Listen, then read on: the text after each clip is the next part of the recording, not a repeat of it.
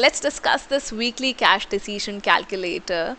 This is the tool we created for the small business owners and households who face a challenge in managing their cash, receivables and payables, what all payment to make, which all payment can wait or can be negotiated. So let's just quickly see the instructions. So there are four simple instructions to follow. One is to fill in the information about your cash position. Step two is to fill in the information about the bills that are due in the coming week, and step three is to fill in the information about the customer who owe you, and fourth is to read your action plan.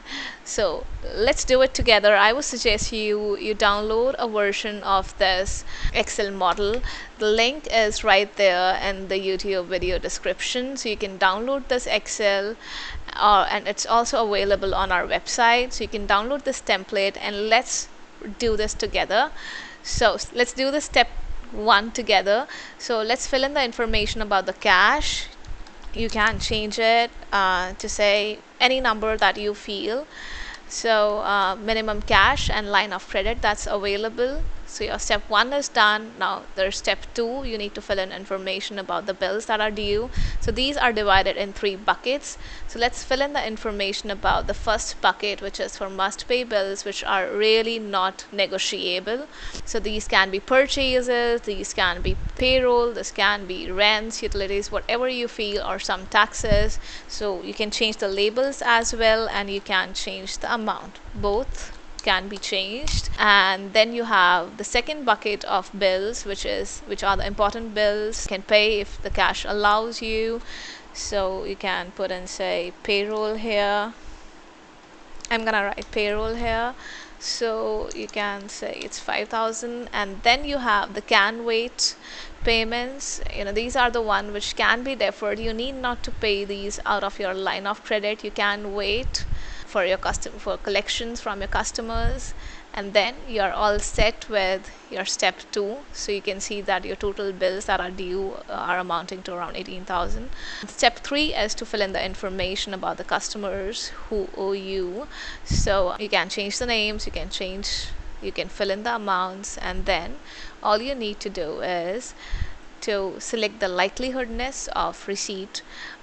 If you feel that this would be received in this week, you can put a yes. If you feel that may or may not be, you can put maybe. And if it's not going to be collected in this week, you can simply select no. And these are your collectibles. And step four, so we are all set to see our weekly plan. So must pays, these are the payments that you need to make. These are the must pay ones, these are the important bills, and these are the can wait bills. So you see a snapshot here. So you see that your total bills payable is around $17,500, and you have likely collectible of more than that. So there is no gap. You can pay your bills in full. You can pay you have the room for your can wait bills as well, and you still have a buffer, so you need not to avail your line of credit. So you can experiment it. You can try changing few of the numbers here and there. So if, say, I delete all these collections, let's see what happens. You still have the same amount of bills. Your likely cash reduces below the amount, so you have a gap.